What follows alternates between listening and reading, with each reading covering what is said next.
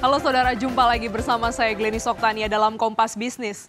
Pengusaha mengancam berhenti memasok minyak goreng ke pasaran karena berkonflik dengan pemerintah tentang pembayaran utang refraksi atau selisih harga beli dan harga jual. Pengusaha yang tergabung dalam Asosiasi Peritel Indonesia Aprindo masih belum diberi kejelasan mengenai pembayaran selisih refraksi minyak goreng oleh pemerintah. Komisi Pengawas Persaingan Usaha atau KPPU menghitung tagihan refraksi mencapai 1,1 triliun rupiah.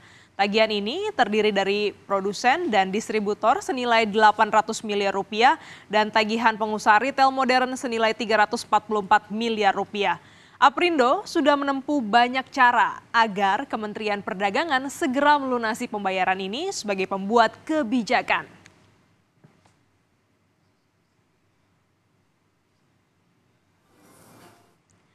Pengusaha retail akan stop menjual minyak goreng. Mengapa minyak goreng menjadi selarut ini, saudara? Kompas Bisnis langsung bertanya kepada Roy Mande, Ketua Asosiasi Pengusaha Retail Indonesia atau Aprindo. Selamat pagi, Pak Roy.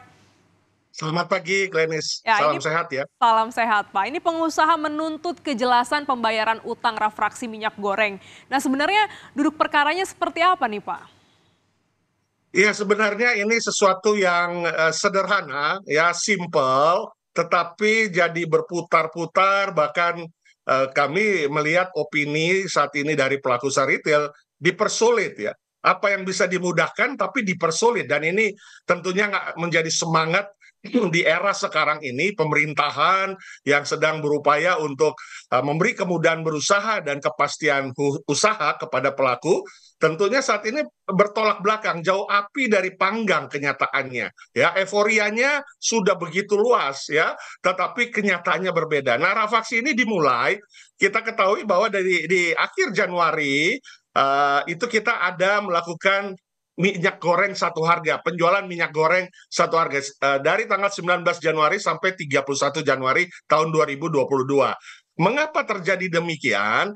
Karena Menteri Perdagangan pada saat itu, Bapak Muhammad Lutfi, setelah rakortas dengan Bapak Presiden, itu berupaya ya untuk membuat keterjangkauan harga minyak goreng. Pada saat itu kita tahu harga minyak goreng sudah tembus 24.000 per liter, 25.000 per liter, ya, atau per 2 liternya sudah 50 ribuan lebih. Nah, pada saat itu dikeluarkanlah Permendak 3 sebagai langkah konkret daripada Kementerian Perdagangan menindaklanjuti arahan Bapak Presiden di awal tahun Januari tahun 2022. Nah, keluar Permendak 3, salah satu pasalnya, pasal 12 mengatakan pemerintah memberi tugas, ada jelas ditulis di situ, memberi tugas kepada pengecer. Kami ini bahasa Indonesianya pengecer, bahasa Inggrisnya retail ya. Nah, pengecer untuk menjual harga minyak goreng Rp14.000. Nah, kita tahu pada saat itu karena harga minyak goreng per liter 24-25 ribu per liter, kita belinya sudah 22 ribu, ya, sudah 23 ribu. Kita harus jual dengan 14 ribu. Nah, solusi yang diberikan pada saat itu adalah pemerintah menjamin ya dalam Permendak 3 setelah memberi tugas ada di dalam pasal di dalam Permendak 3 itu mengatakan bahwa ya kita akan dibayarkan selisihnya ya. Selisihnya bukan dari harga beli ya, harga beli kita kan 24 ribu, 23 ribu. Harga belinya itu adalah harga keekonomian yang ditentukan juga sepihak oleh pemerintah 17.260. Jadi yang akan dikembalikan itu 3.260, 17.260 kurang 14.000. Di awal Permendak itu saja kami sudah mengalami kerugian karena belinya jauh di atas itu. Tapi karena kita mau mendukung pemerintah, semangat untuk masyarakat kita dapat harga yang terjangkau, kita lakukan 14.000 dengan tulus, ikhlas. Ya, kewajibannya kita penuhi. Dan seluruh retail oleh Aprindo digerakkan di seluruh Indonesia, dari wilayah yang Aceh sampai Papua, barat ke timur, semuanya melakukan harga 14.000. Ya, kemudian pada saat itu iya, sempat terjadilah karena murah, jadi masyarakat borong, ambil dan lain sebagainya. Tapi by the way pada hari itu sampai tanggal 31 Januari dari 19 Januari 2022, masyarakat mendapatkan minyak goreng terjangkau. karena kita semua menjual dengan harga 14.000 yang diatur oleh Permendak 3 tahun 2022. Nah, sekarang menjadi suatu problem karena di dalam Permendak 3 itu dikatakan memang selesai tanggal 31 Januari ada Permendak nomor 6 tahun 2022 yang mencabut satu harga menjadi 3 harga. Harga kemasan premium, kemasan sederhana, dan curah. Ya. Tetapi ada pasal di dalam Permendak 6 mengatakan bahwa segala hal yang berkaitan dengan peraturan sebelumnya, Permendak 3 minyak goreng hanya satu harga 14.000, itu dinyatakan tetap berlaku sampai perbuatan hukumnya selesai. Oke. Artinya prosesnya kan pembayarannya belum selesai, jadi itu dijamin di Permendak 6 ya untuk diselesaikan sampai tuntas yang pada saat itu dikatakan 17 hari maksimal akan diselesaikan. Oh, 17 hari. Ketentuannya. Nyatanya hari ini di bulan Agustus 2023 masih ada hutang yang belum terbayar. Total ada Sudah berapa sih Pak 2 nilai tahun, utang iya. pemerintah versi Aprindo? Kalau berdasarkan Iya. catatan dari KPPU kan ini tagihannya untuk retail modern 344 miliar. Apakah nilainya ini Betul. sama nih Pak? Betul, sama. Jadi itu angka yang tidak berubah ketika 31 Januari diminta oleh pemerintah, Kemendak meminta semua tanda terima dari penjualan 19 sampai 31, invoice, berita acara diserahkan. Kami serahkan dan totalnya 344 miliar itu. Nggak nambah, nggak kurang. Walaupun kami sudah mengalami kerugian, belinya jauh dari itu. Nah, ditambah sekarang sudah hampir 2 tahun, 20 bulan lebih, nilai net present value dari 344 saja sudah turun nilai rupiahnya kan. Nah, sekarang justru masih juga belum jelas. Dan ini yang kami prihatin ketika pemerintah ya mengeluarkan berbagai peraturan, berbagai kebijakan ya, investment supaya welcome, karpet merah.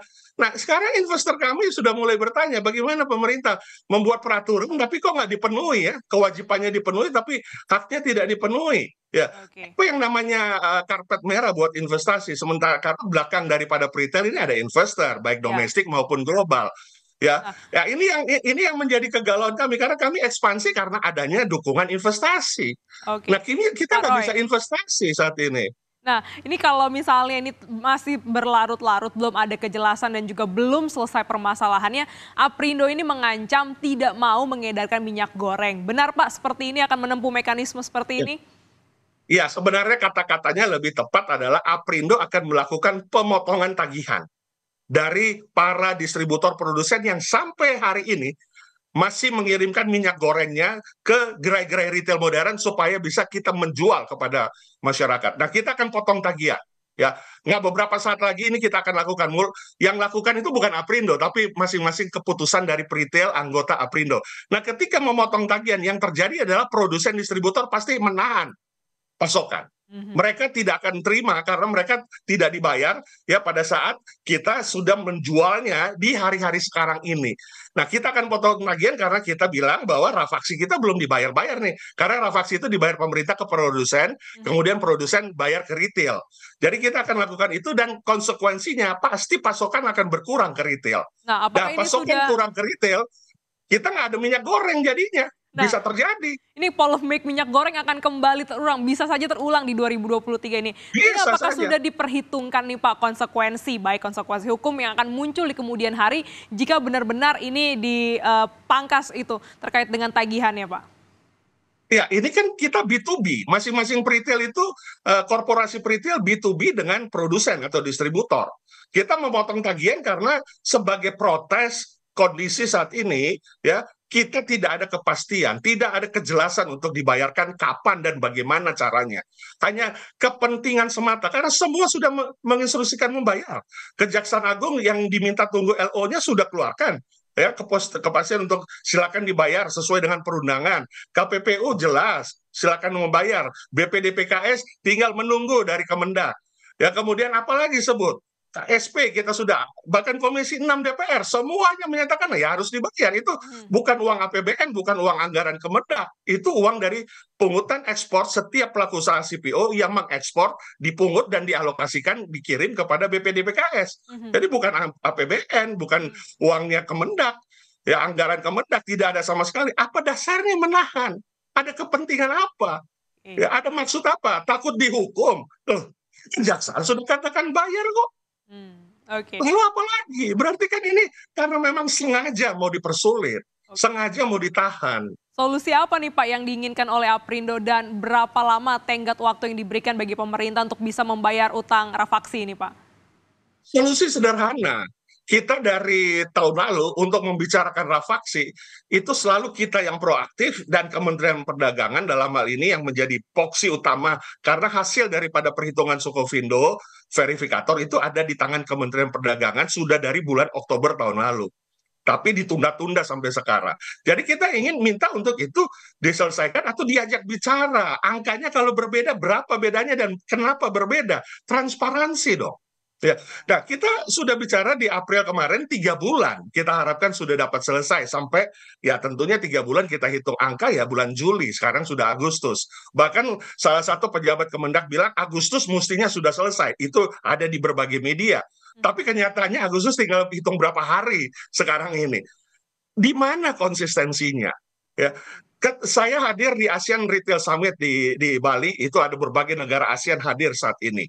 Nah, semua negara mengatakan bahwa pemerintahnya mendukung retail untuk ikut conference, untuk ikut exhibition, dan lain sebagainya. Nah, Indonesia malah satu-satunya pemerintah yang justru menahan hak retail. Mhm.